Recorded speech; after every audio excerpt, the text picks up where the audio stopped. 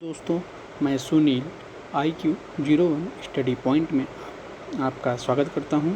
आज मैं अपना वीडियो मेडिवल हिस्ट्री का लेकर आ रहा हूं। अगर मेरा वीडियो पसंद आए तो उसे लाइक, शेयर एंड सब्सक्राइब ज़रूर करें। मैं चलता हूं अपने पहले प्रश्न की तरफ। मेरा आज का पहला प्रश्न है, बहमनी राजाओं की राजधानी थी। बहमनी राजाओं की राजधानी थी। इसका जो सही आंसर है वह है गुलबर्गा। बहमनी की दो राजधानियाँ थी। बहमनी की दो राजधानियाँ थी। पहला तो गुलबर्गा जिसे हम एहसानाबाद के नाम से जानते हैं।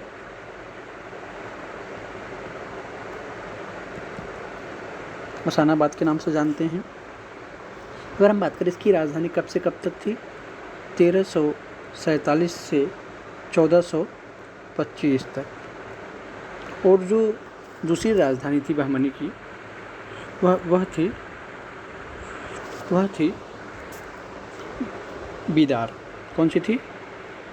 बीदार। इसको हम क्या बोलते थे? इसको महमूदाबाद के नाम से जाना जाता था। महमूदाबाद के नाम से जाना जाता था। यहाँ पे एक ऑप्शन है हम्पी। अगर हम्पी की बात करें, यह विजयनगर एम्पायर की राजधानी थी। यह विजयनगर एम्पायर की राजधानी थी। आगरा शहर को कौन बसाया था? आगरा शहर को बसाया था सिकंदर लोदी ने। सिकंदर लोदी ने बसाया था। अब हम चलते हैं अपने अगले प्रश्न की तरफ। मेरा अगला प्रश्न है, तालीकोटा का प्रसिद्ध युद्ध किस में लड़ा गया था? तालीकोटा। ऑप्शन है ए 1565, बी 1975, सी 1985, डी 1970। इसका जो सही आंसर होगा, इसका सही आंसर है 1565। तो इस तालीकोटा का प्रसिद्ध युद्ध कब लड़ा गया था? यह लड़ा गया था 26 जनवरी 1565 को। यह तालीकोटा का युद्ध कब लड़ा गया था? 26 जनवरी 1565 को। और यह तालीकोटा का युद्ध था, यह किसके बीच लड़ा गया था? यह दो लोगों के बीच लड़ा गया था। पहला तो था हिंदू राजाओं के बीच, हिंदू राजा थे, और दूसरी तरफ जो थे वो थे हमारे मुस्लिम राजा लोग। कौन थे? मुस्लिम राजा लोग। मुस्लिम राजाओं में 4 लोगों का संगठन था। 4 साम्राज्य लोगों का संगठन था। पहला था विजयनगर के राजा,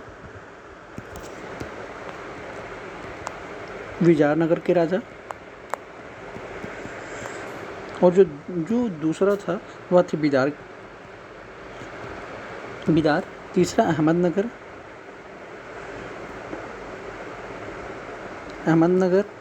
के राजा, और जो अंतिम थे वो गोलकुंडा के राजा थे। ये सभी क्या थे? मुस्लिम राजा थे। यह चारों लोग क्या थे? मुस्लिम राजा थे। अब हम चलते हैं अपने अगले प्रश्न की तरफ। मेरा अगला प्रश्न है, पानीपत की लड़ाई बाबर और किसके बीच वर्ष 1526 में लड़ी गई थी? पानीपत की लड़ाई बाबर और किसके बीच वर्ष 1526 में लड़ी गई थी? इसका ए राणा सांगा, बी मोहम्मद बिन तुगलक, सी हेमू, डी इब्राहिम लोदी। इसका जो सही आंसर है वह है इब्राहिम लोदी। पानीपत की 3 लड़ाइयाँ थी। कौन कौन सी? पहला तो 1526,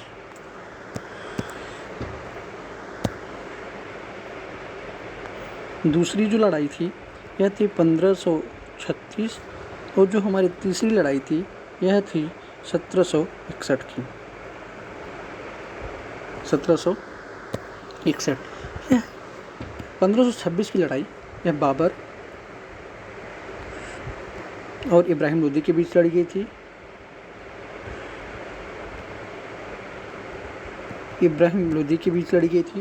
और जो हमारा 1536 की लड़ाई थी यह हेमू और बैरम खां के बीच लड़ी गई थी।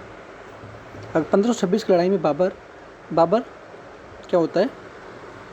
बाबर जीत जाता है। और दूसरी लड़ाई में 1536 की लड़ाई में हेमू और इसके बीच बैरम खां के बीच होता है। बैरम खां, इसमें जीतता कौन है? इसमें बैरम खां विन होता है, बैरम खां जीत जाता है। लेकिन जो हमारा बैरम खां है, यह किसकी तरफ से लड़ रहा होता है? यह अकबर की तरफ से लड़ रहा होता है। किसकी तरफ से? यह अकबर की तरफ से लड़ रहा होता है। अगर हम बात करें 1761 की, 1761 की अगर हम बात करें, 1761 की अहमद शाह अब्दाली, अहमद शाह अब्दाली और किसके बीच? मराठाओं के बीच। मराठाओं के बीच होता है, जिसमें अहमद शाह क्या होता है? जीत जाता है। अहमद शाह जीत जाता है। और मराठाओं को कौन हैंडलिंग कर रहा होता है? मराठाओं को सदाशिवराव हैंडल कर रहे होते हैं। क्या नाम था? सदाशिवराव, यानी मराठाओं की तरफ से कौन था? सदाशिवराव। सदाशिवराव। अगर हम बात करें इब्राहिम लोदी, इब्राहिम लोदी आता कहाँ से है? इब्राहिम लोदी की जो लड़ाई होती है बाबर के साथ, बाबर तो हमारा आता है कहाँ से? अफगान से। बाबर आता कहाँ से है? यह तो अफगान से आता है, अफगान से। लेकिन इसको बुलाता कौन है? इसको बुलाता कौन है? इसको बुलाया था कौन? दौलत खां ने। कौन बुलाया था?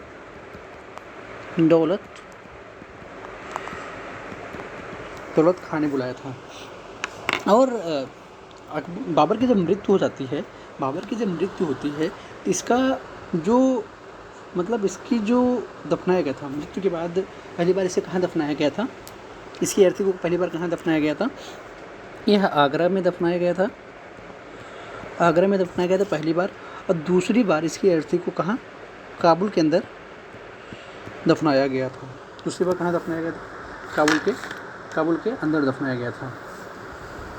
मुगलों में केवल दो ऐसे राजा थे, अगर हम बात करें मुगलों में केवल दो ऐसे राजा थे जो अपनी ऑटोग्राफी लिखी थी। पहले तो थे अकबर। इनकी ऑटोग्राफी का नाम है तुजुक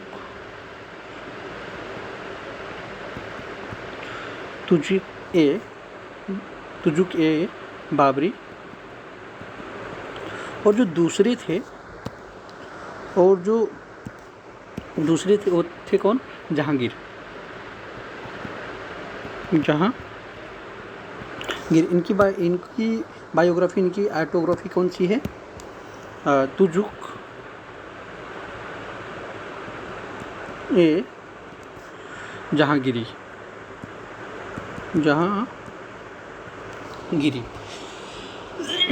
अगर हम बात करें राणा सांगा की,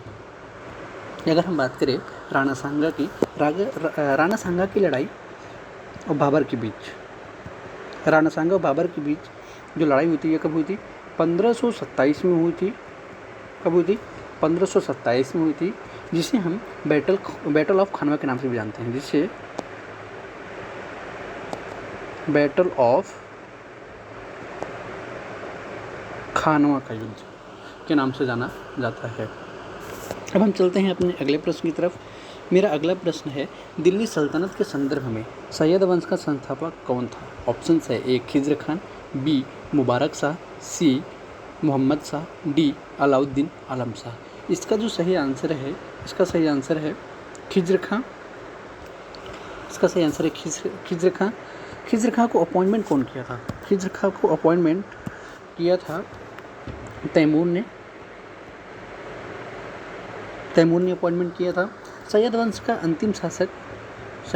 अंतिम शासक कौन था? यह थे आलम शाह।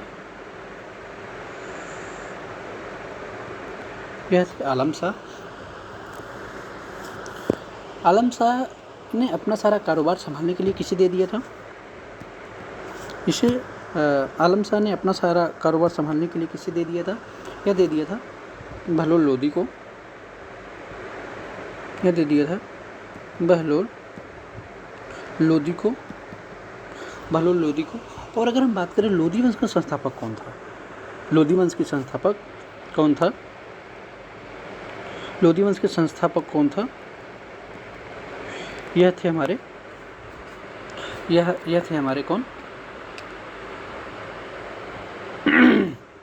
बहलोल लोदी। कौन थे? वह थे हमारे बहलोल लोदी। लोदी वंश पहली अफगान डायनेस्टी थी।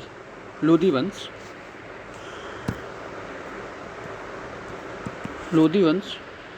पहली अफगान डायनेस्टी थी। अब हम चलते हैं अपने अगले प्रश्न की तरफ।